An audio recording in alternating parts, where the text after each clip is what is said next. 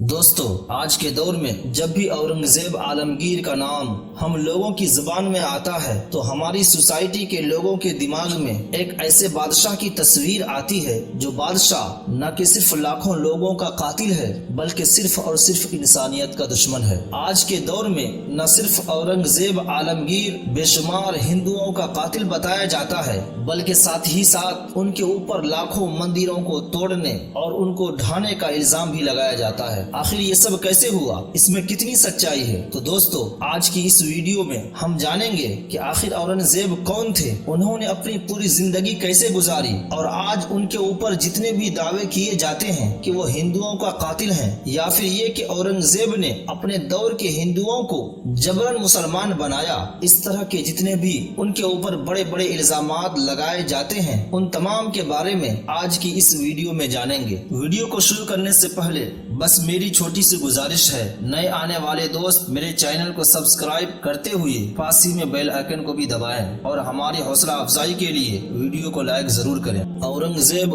مغولوں میں وہ پہلے بادشاہ تھے جنہوں نے ایک بے انتہا وسیع و عریض سلطنت و حکومت کا فرما رواں اور تاجدار ہوتے ہوئے بھی اور حکومت کے خزانے کے مختار کل ہونے کے باوجود بھی اپنی روزی روٹی خود کمائی۔ وہ ٹوپیاں بن کر اور قرآن مجید اور دیگر مذہبی کتابوں کی کتابت کے ذریعے اپنے اخراجات پورے کیا کرتے تھے۔ غور کرنے کی بات ہے کہ ایک ایسا شخص جو بے پناہ سلطنت عرضی کا مالک ہو کر بھی اپنی روزی روٹی کے لیے خود محنت کا عادی ہو، اور جو راتوں کو اپنی خوابگاہ میں آرام دہ اور پرتکلف نرم و گداز بستروں پر پشت ٹیک کر نہیں بلکہ مسلح پر پیشانی رگڑ کر راحت حاصل کرنے کا عادی ہو، کیا وہ شخص غاصب، ظالم و جابر اور متعصب ہو سکتا ہے اور محض حکومت و سلطنت کی خاطر اپنے باپ کو نظر بند اور اپنی حقیقی بھائیوں کو تہ تیغ کر سکتا ہے؟ یہ صحیح ہے کہ اورنگزیب نے اپنے بوڑھے باپ شاہ جہاں کو نظر بند کروایا اور اپنے بڑے بھائیوں دارا شکوہ، شجاع اور مراد کو اس انجام تک پہنچایا۔ آخر اس نے یہ سب کیوں کیا؟ اس کا جواب دینے سے پہلے مناسب معلوم ہوتا ہے کہ ان معترضین سے یہ پوچھا جائے کہ جب ہم دنیا کی کسی بھی قوم، خواہ وہ ہندو ہو یا مجوسی ہو، یہودی ہو یا عیسائی ہو یا بدھسٹ ہو یا سکھ، جب ہم ان کی تاریخ پڑھتے ہیں تو یہ پاتے ہیں ہر قوم میں تخت حکومت پر قابض ہونے کے لیے بیٹوں کی باپ کو، باپ کی بیٹوں کو اور بھائیوں کی بھائیوں کو قتل اور قید یا جلا وطن کرنے کی متعدد مثالیں ملتی ہے۔ اس اعتبار سے جب اقتدار اور سلطنت و حکومت کے حصول کے لیے اپنوں کا خون بہانے کی اس دنیا میں ریت رہی ہے تو پھر تنہا اورنگزیب عالمگیر ہی کو کیوں مورد الزام ٹھہرایا جا سکتا ہے؟ یہ سوال تو محض ان معترضین کے لیے ہے، لیکن میرا یہ ماننا ہے کہ اگر کوئی برا کام اکثر لوگ کرنے لگ جائیں تو اکثر لوگوں کے کرنے سے وہ برا کام اچھا نہیں ہو جاتا بلکہ اس برے کام کو ہمیں برا ہی کہنا ہوگا۔ تو پھر اورنگزیب کے اس عمل کو صحیح کیسے ٹھہرایا جا سکتا ہے؟ تو اس کے لیے عرض یہ ہے کہ اورنگزیب نے یہ سب اپنے دفاع کے لیے کیا، اگر وہ اس طرح نہیں کرتے تو خود مارے جاتے۔ اس کی تفصیل جاننے کے لیے ہمیں اس وقت کے پس منظر معلوم کرنا ہوگا، جو کچھ اس طرح ہے کہ ذی الحجہ 1067 ہجری میں شاہ جہاں، جو بوڑھا اور کمزور ہونے کے ساتھ ساتھ پیشاب بند ہونے کی خطرناک بیماری میں ایسا مبتلا ہوا کہ اس کی اس بیماری سے جاں بر ہونے کی کوئی امید نہ رہی، دارا شکوہ نے، جو باپ کا چہیتا بھی تھا، باپ کی بیماری کا فائدہ اٹھاتے ہوئے اس کو قلعہ بند کر کے اور اس کی موت کی غلط خبر عام کر کے وسیع و عریض ملک کی حکومت کے تمام اختیارات اپنے ہاتھ میں لے لی۔ اس وقت بقیہ تینوں شہزادے شجاع، اورنگزیب اور مراد علی ترتیب بنگال، دکن اور گجرات کے صوبوں میں مامور تھے۔ دارا شکوہ نے شاہی محل کی ناکہ بندی کر دی، اس کی اجازت کے بغیر کسی کو بادشاہ شاہ جہاں سے ملاقات کی اجازت نہ تھی۔ اس نے شجاع، اورنگزیب اور مراد کے سفرا کو جو دربار میں رہا کرتے تھے ان کو بلوا کر ان سے قلمدان واپس لے لیے تاکہ یہ سفرا دربار کی خبریں ان شہزادوں تک بھیجنے نہ پائیں۔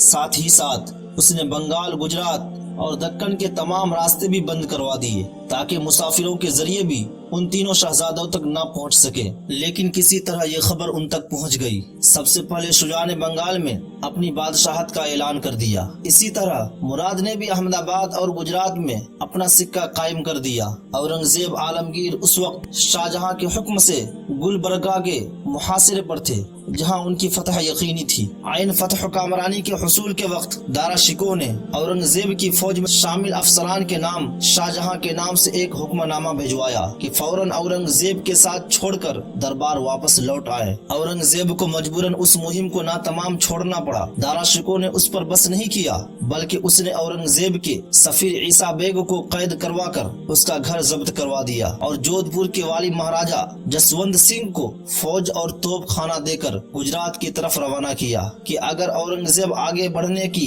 کوشش کرے تو اس کا مقابلہ کیا جائے۔ اس دوران شہزادہ مراد اور اورنگزیب نے کچھ شرائط اور فیصلوں کے بعد یہ طے کیا کہ ہم دونوں ہی اپنی اپنی فوجوں کے ساتھ متحدہ طور پر آگے بڑھیں گے۔ دونوں شہزادوں کی متحد ہو کر پیش قدمی کی خبر پا کر مہاراجہ جسونت سنگھ نے انہیں روکنے کے لیے مہاراجہ جسونت سنگھ نے فوج کشی کی۔ اورنگزیب عالمگیر نے مہاراجہ جسونت سنگھ تک پیغام پہنچایا کہ ہم صرف اپنے والد کی عیادت کی غرض سے جا رہے ہیں، آپ درمیان میں حائل نہ ہو، لیکن جسونت سنگھ نہ مانا۔ آخرکار دونوں فوجوں کا مقابلہ ہوا جس میں جسونت سنگھ کو زبردست شکست ہوئی اور اس نے راہ فرار اختیار کی۔ دارا شکوہ کو جب جسونت سنگھ کی شکست فاش کی خبر ملی تو وہ خود 60,000 سوار کے ساتھ عالمگیر و مراد کے مقابلہ کے لیے نکلا۔ چنانچہ 14 شعبان 1068 ہجری کو سموہ گڑھ میں جہاں عالمگیر اور مراد کی فوجیں ٹھہری ہوئی تھی، دارا شکوہ کا اپنے بھائیوں سے بڑا گھمسان کا معرکہ ہوا جس میں دارا شکوہ کو کراری شکست ہوئی اور عالمگیر و مراد فتح یاب ہوئے۔ اس تاریخی حقیقت کو جاننے کے بعد ایک عام شخص بھی یہ فیصلہ کر سکتا ہے کہ اگر اورنگزیب اپنا دفاع نہیں کرتے تو یقیناً دارا شکوہ صرف اورنگزیب کو ہی نہیں بلکہ اپنے دوسرے بھائی شجاع اور مراد کو بھی قتل کرا دیتا۔ کس قدر تعجب خیز بات ہے، اپنے دفاع کے لیے اقدام کرنے والے شخص کو متعصب ظالموں نے قاتل کے روپ میں پیش کر دیا۔ اورنگزیب کے اس پوری قوت کے ساتھ دفاع کرنے کا اصل مقصد حکومت و سلطنت پر قبضہ کرنا نہیں تھا بلکہ یہ سب انہوں نے اپنی سلطنت کے ساتھ ساتھ ایک عظیم مقصد کے لیے کیا۔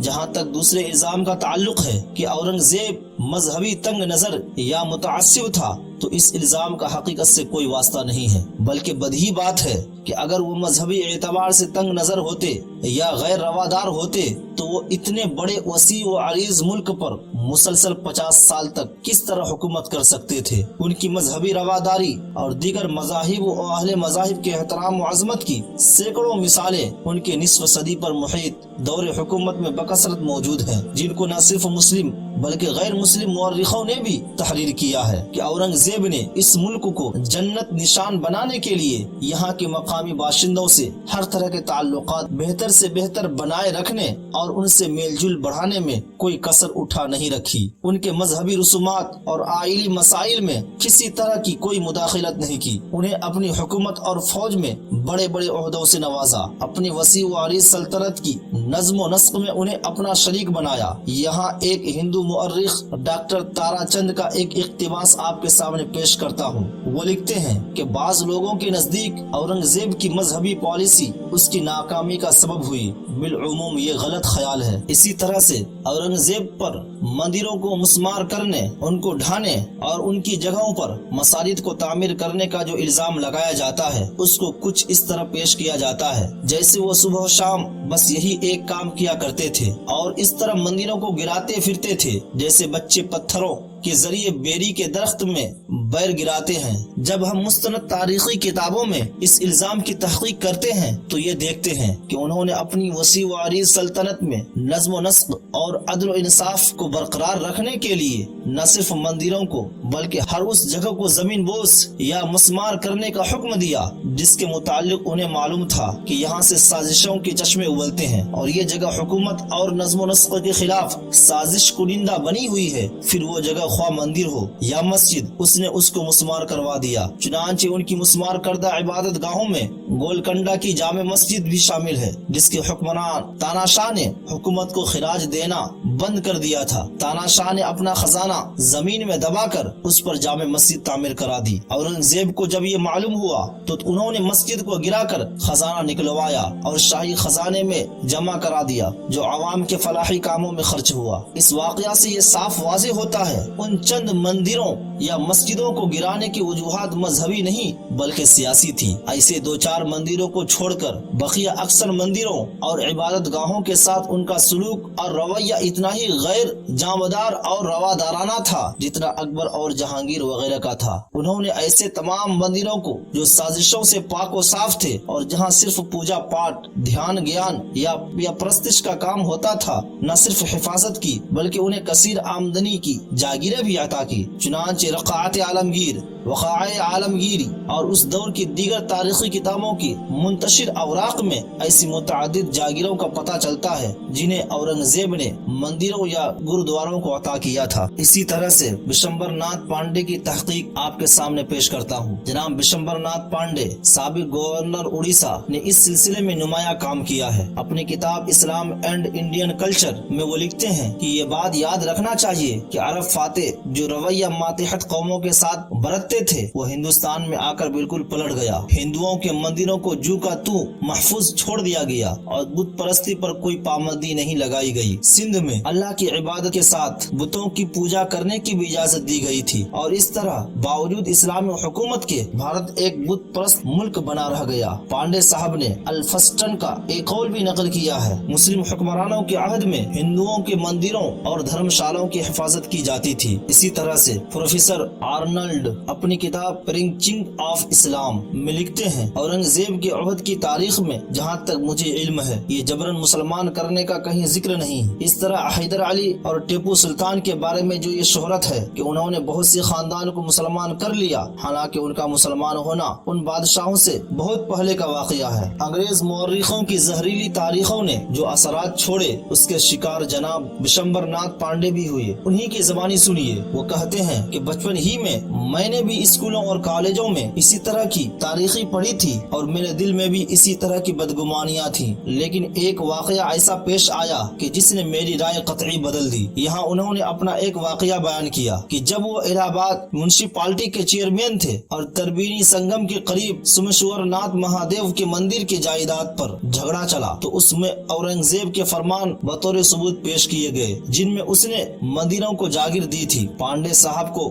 شبہ ہوا کہ یہ فرمان جعلی ہے، بھلا اورنگزیب مندروں کو جاگیر عطا کرے؟ ناممکن والی بات ہے۔ وہ سر تیج بہادر سپرو کے پاس پہنچے اور وہ فرمان انہیں دکھائے۔ سپرو صاحب نے کہا کہ یہ فرمان جعلی نہیں اصلی ہے۔ پانڈے صاحب کو حیرت میں غرق دیکھ کر تیج بہادر سپرو نے اپنی منشی کو آواز دے کر کہا، ذرا بنارس کے نگم باڑی شیو مندر کے اپیل کی فائل تو لاؤ۔ منشی جی فائل لے کر آئے تو ڈاکٹر سپرو نے دکھایا کہ اس میں اورنگزیب کے 4 فرمان ہیں جن میں مندروں کو معافی کے زمین عطا کی گئی تھی۔ اس کے بعد ڈاکٹر سپرو کی صلاح پر پانڈے صاحب نے ملک بھر کے چند قدیم مندروں کے نام خطوط لکھے کہ اگر آپ کے مندروں کو اورنگزیب یا مغل بادشاہوں نے کوئی جاگیر عطا کی ہو تو ہمیں فوٹو کاپی بھیجیں۔ چنانچہ کچھ دن بعد ہمیں یہاں مندر اجین، بالاجی مندر، کاکیا مندر، جین مندر، دلواڑ مندر، گرودوارا رام رائے وغیرہ سے اطلاع ملی کہ ان کو جاگیر اورنگزیب نے عطا کی تھی۔ پانڈے صاحب لکھتے ہیں کہ مورخوں کی تاریخ کے برعکس ایک نیا اورنگزیب ہماری آنکھوں کے سامنے ابھر آیا۔ اورنگزیب نے ان مندروں کو جاگیر عطا کرتے ہوئے یہ ہدایت کی تھی کہ ٹھاکر جی اس بات کی دعا مانگے کہ اس کے خاندان میں حکومت تا قیامت بنی رہے۔ ہندوستان کے معروف صحافی، قلمکار اور ادیب آن جہانی خشونت سنگھ نے ہندوستان ٹائمز کے اپنے معروف کالم میں 22 نومبر 1986 کو تحریر فرمایا تھا۔ وہ لکھتے ہیں کہ اورنگزیب نے درجنوں مندروں اور سکھوں کے گرودواروں کو بڑی بڑی رقمیں اور جاگیریں عطا کی۔ ان کے مہر شدہ اور دستخط شدہ فرمان آج بھی آرکائیوز میں موجود ہیں۔ اس نے اگر چند مندر مسمار کیے تو چند مسجدیں بھی گرائی ہیں۔ اس نے مندر اور مسجد میں کوئی امتیاز نہیں رکھا۔ جب یہ بات ثابت ہو گیا کہ ان کا غلط استعمال کیا جا رہا ہے، اس نے اپنے فرمانوں میں برہنوں اور مٹھوں کے لیے جو عزت افزائی کے الفاظ لکھے ہیں انہیں بہت کم لوگ جانتے ہیں۔ تو حقیقت یہ ہے کہ اورنگزیب کے دور حکومت میں مندروں، مٹھوں اور گرودواروں کو جتنی جاگیریں عطا کی گئی شاید کسی ہندو راجا مہاراجا کے دور میں بھی نہیں دی گئی ہوں گی۔